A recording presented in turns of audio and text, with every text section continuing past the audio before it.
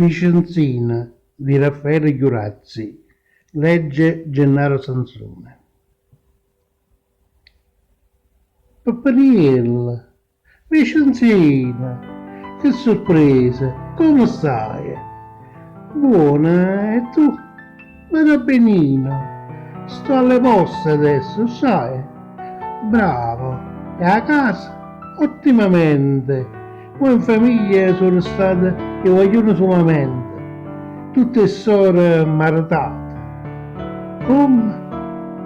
Come? Tutte quante? Pure Assunta.